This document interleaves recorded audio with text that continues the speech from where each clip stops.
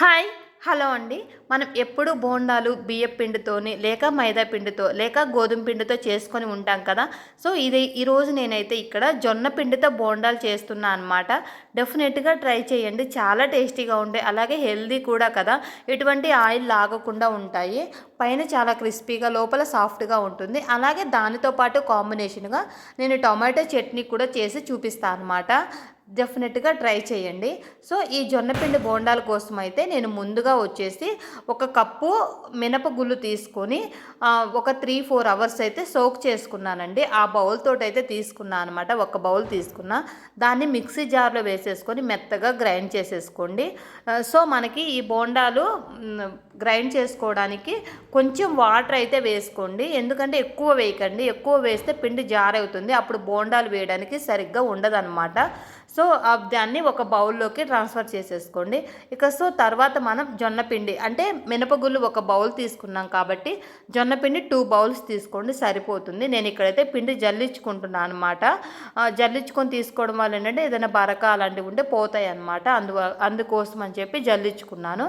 జల్లించుకొని మనం మినపపిండి దేంట్లో అయితే వేసేసామో ఆ బౌల్లోని ఇది కూడా వేసుకొని మనకి బోండా పిండిని ఎలా అయితే కలిపేసుకుంటామో అలా కలుపుకోవడానికి వీలుగా వచ్చేసి మనం ఈ జొన్నపిండి మినపిండి వేసుకున్న మిక్సర్ని కూడా బాగా కలిపేసుకోండి. అంటే దీన్ని మనం ఒక విస్కర్తో కానీ కలిపేసుకుంటే బాగుంటుందన్నమాట. ఎందుకంటే జొన్నపిండి ఎక్కువ ఉండలు కడుతూ ఉంటుంది కదా, అందుకని ఎటువంటి ఉండలు లేకుండా ఉండటానికైతే విస్కర్తో కలుపుకోండి.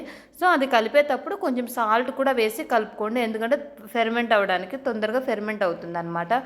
మధ్య మధ్యలో కొంచెం మన బోండాలు వేయడానికి పిండి ఎలా కావాలో అలా కొంచెం కొంచెం వాటర్ వేసుకుంటూ అలా వచ్చేలాగా కలిపేసుకోండి.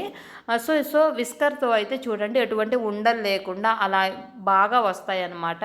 అందుకోసమని నేను విస్కర్ని యూజ్ చేసి కలుపుతున్నాను. సో ఇలా కలిపేసిన పిండిని మనం నైట్ అంతా కూడా పులియబెట్టుకోవాలన్నమాట.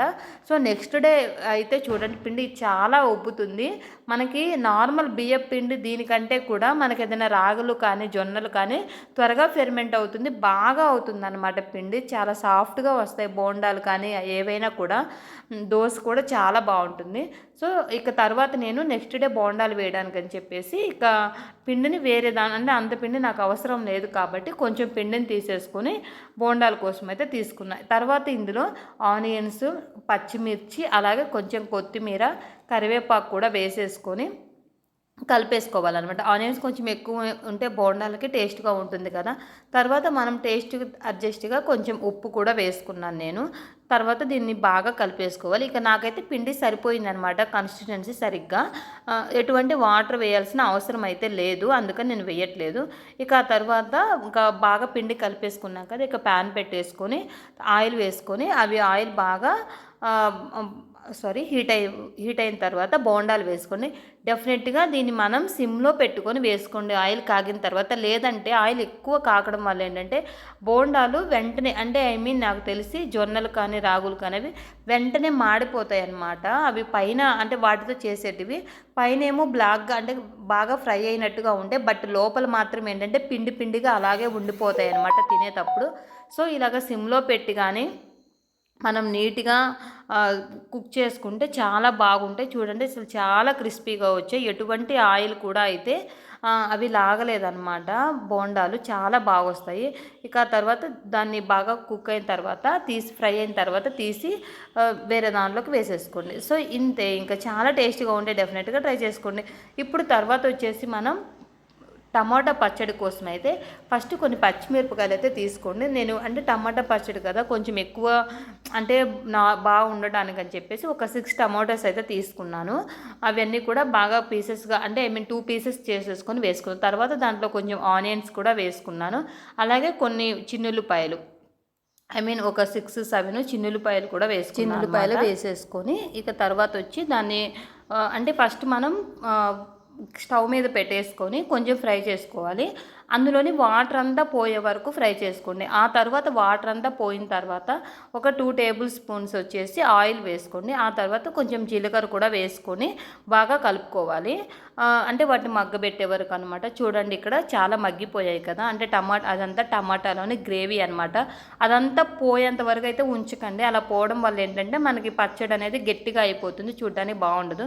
ఇక ఫైనల్గా కొంచెం కొత్తిమీర అలాగే చింతపండు కూడా వేసుకొని లాస్ట్లో స్టవ్ ఆఫ్ చేసి బాగా కలుపుకోండి. ఒకసారి దాన్ని బాగా కలిపేసి స్టవ్ అయితే ఆఫ్ చేసేసుకొని కొంచెం సేపు మగ్గనివ్వాలన్నమాట. చింతపండు అదంతా కూడా మగ్గనిస్తే బాగుంటుంది. అందుకని నేను ఇక్కడ బాగా కలిపేసుకొని ఇక స్టవ్ ఆఫ్ చేసేసుకున్నాను అనమాట. సో మనకి బోండాలకు కానీ దోశకు కానీ చట్నీ కంటే కూడా ఇలా చేసుకుంటేనే చాలా టేస్ట్గా ఉంటుందండి. పచ్చిమిరపకాయ పచ్చడి అంటారు కదా, లేక టమాటా పచ్చడి అనమాట. సో డెఫినెట్గా ఇలా అయితే చేసుకుంటే చాలా టేస్ట్ అనిపిస్తుంది కదా. సో తర్వాత ఇక అన్నీ మగ్గిపోయాయి అనమాట. స్టవ్ ఆఫ్ చేసి మూత పెట్టేసుకొని ఇక అవన్నీ చల్లారనివ్వాలి కంప్లీట్గా. చల్లారిన తర్వాత ఇలా మిక్సీ జార్లో తీసుకోండి. యాక్చువల్గా దంచుకుంటే బాగుంటుంది. సో నేనైతే ఇలా మిక్సీ జార్లో పల్స్ మోడ్లో అయితే తిప్పుకున్నాను. ఇక తర్వాత కొంచెం ఉప్పు కూడా ఆల్రెడీ మనం ఉల్లిపాయలు అన్నీ వేసాం కాబట్టి ఏమీ వేయాల్సిన అవసరం లేదనమాట. జస్ట్ ఉప్పు వేసుకొని ఇక పల్స్ మోడ్లో పెట్టేసుకొని మిక్సీ చేసేసుకున్నాను. చాలా బాగుంటుంది, డెఫినెట్గా ట్రై చేయండి. సో నా వంట నచ్చిన జొన్న బోండాలు అలాగే ఇక టమాటా పచ్చడి అనమాట. నచ్చితే లైక్ చేసుకోండి. ఇలాంటి వెరైటీ వంటల కోసం మన ఛానల్ని సబ్స్క్రైబ్ చేసుకోండి. Thank you, bye.